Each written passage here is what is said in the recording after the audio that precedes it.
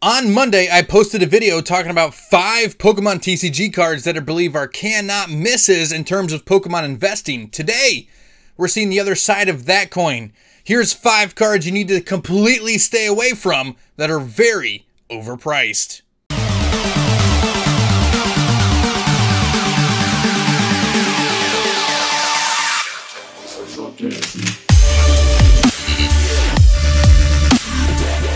What's going on, Funhouse crew? Welcome back to the channel, TCG Funhouse, where we open up Pokemon cards, we talk about Pokemon cards, but more importantly than anything else in the history of the world, we're here to have fun with you guys here in the Pokemon community. And I'm Travis.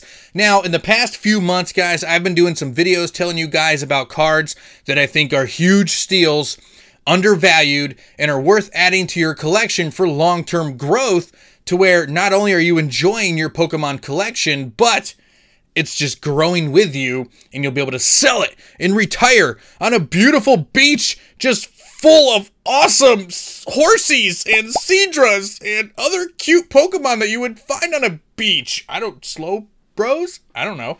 But there's another side to that coin. If there's undervalued cards, obviously there has to be overvalued cards, and that's what we're going to be talking about in today's video. My top 5 Pokemon cards that I would completely stay away from in terms of long-term growth and Pokemon investment. But right before we start diving into the list, you guys know how we do it here. Make sure you stay tuned to the end of the video to get your entry details for this beautiful Celebrations Zacian Deluxe Pin Collection that we're giving away here on TCG Funhouse. It's just so cool. I know you guys have been saying you've been having a hard time finding celebrations out there, so I'm doing what I can to give back to my subscribers.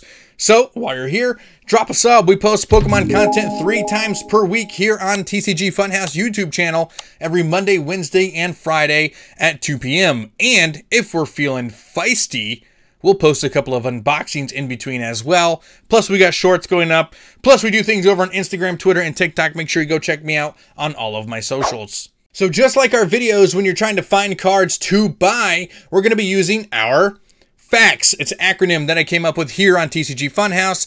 F stands for fan favorites, A stands for affordability, C for condition, T for trends, and S for supply/rarity. Now, this video is going to very much focus on the trends side of things, because a lot of these cards are very expensive for one reason.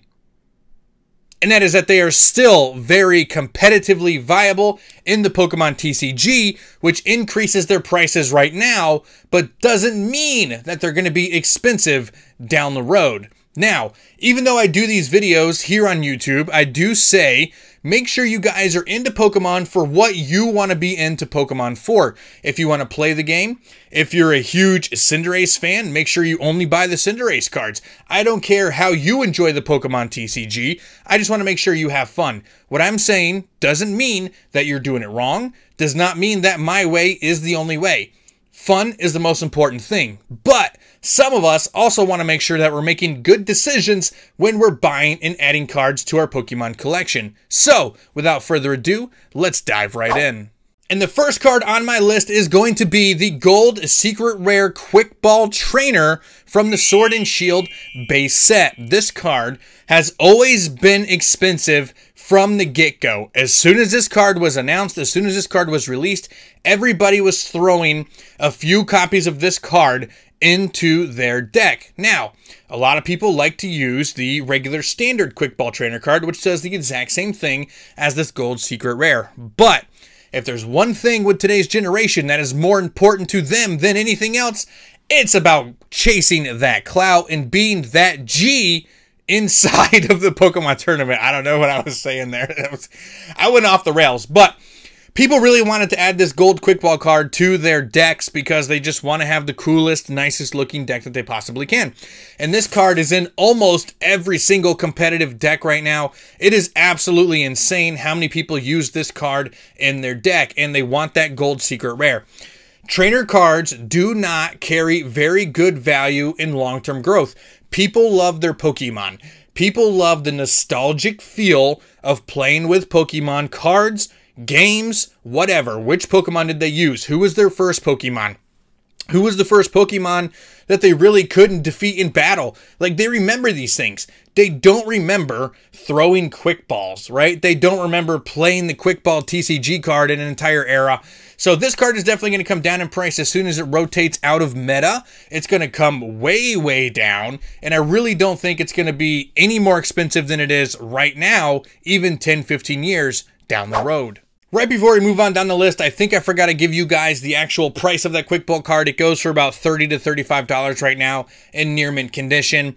So we're going to move on down the list though, and we're going to bring up another card that is in the exact same position as that Quick Ball is going to be. And that is the Boss's Orders Full Art Trainer card from Rebel Clash. This card is a powerhouse of a card that a lot of people add to many of their different types of decks.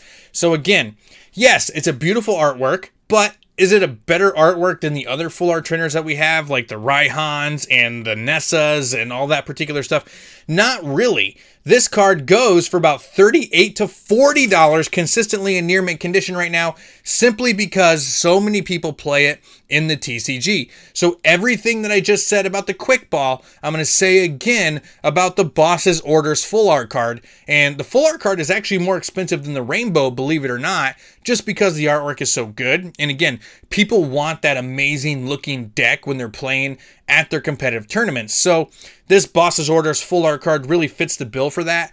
But there's no way that this card is going to carry value over time as soon as it's rotated out of meta, just like I said with the Quick Ball. At 40 bucks, way too much. When it gets rotated, I can definitely see this thing coming down to $15, $20. Just like you see when like the ADP card rotated out and then the statue full art alternate art came down like $20, $30 almost like the next day. So now we're finally going to be switching gears away from cards that are strictly expensive because they're very important in the competitive meta, and moving on to cards that are very expensive, but they just, I don't believe, are going to carry value over time, and that's just because their lack of fan favoritism or whatever, right? So I'm going with the Urshifu VMAX from Battle Styles. I almost said Battle Strike because I was looking at Rapid Strike while I was trying to say Battle Styles. I know you guys do it too. Don't sue me. But Rapid Strike Urshifu VMAX, the one where he's kind of like a monk, or like he's doing that weird thing with his arms and he's sitting like a monk would sit. I don't know.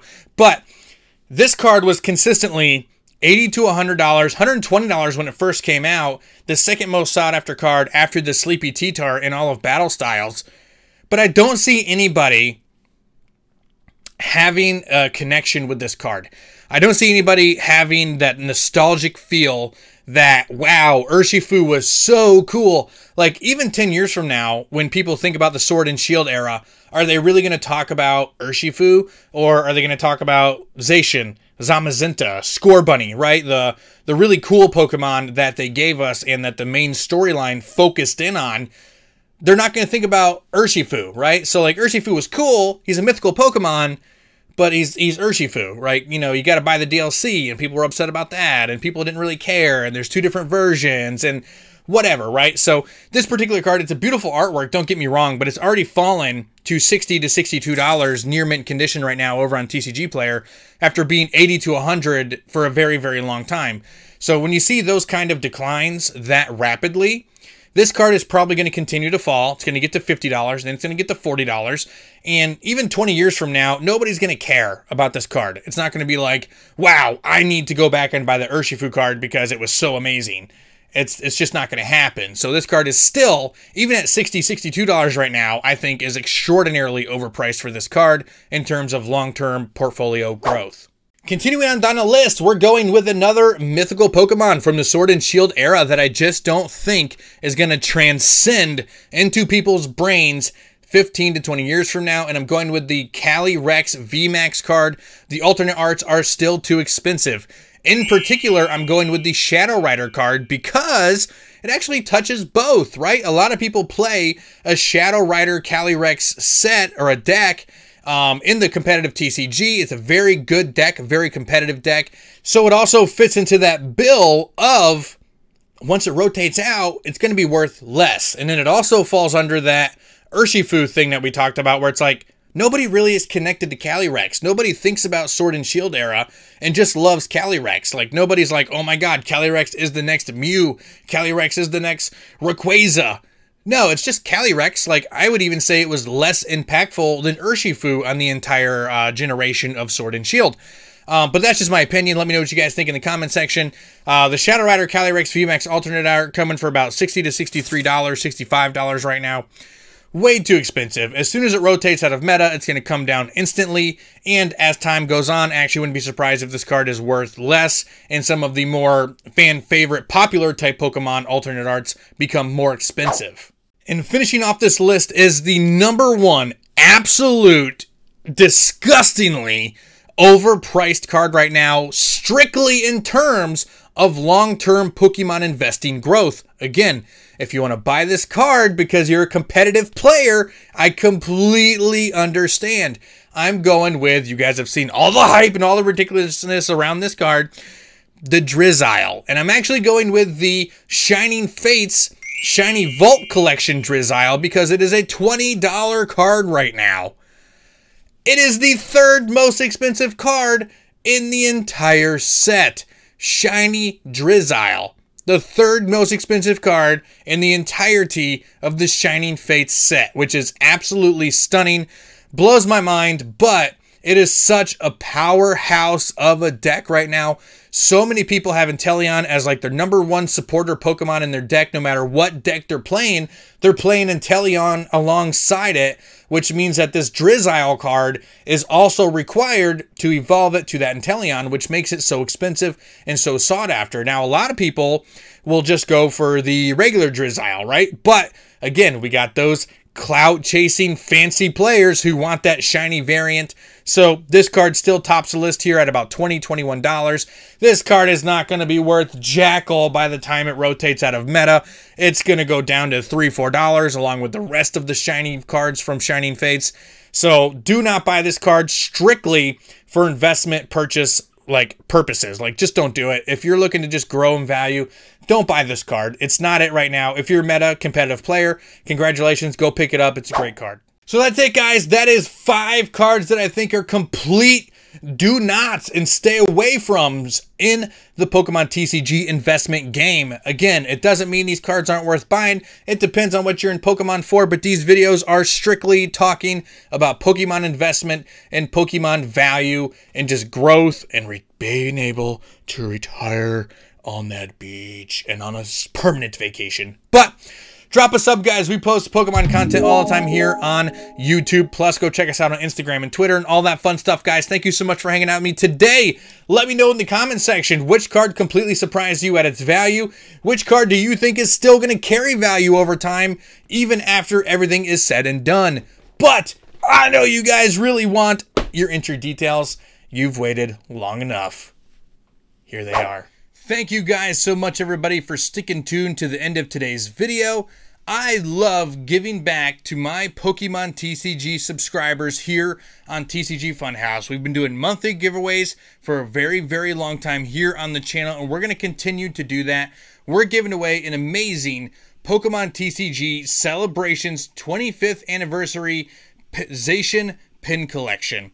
4 Celebrations booster packs, 1 Chilling Rain pack, 1 Vivid Voltage pack, the beautiful Zacian Level X card, and this really cool Pikachu flying and surfing pin.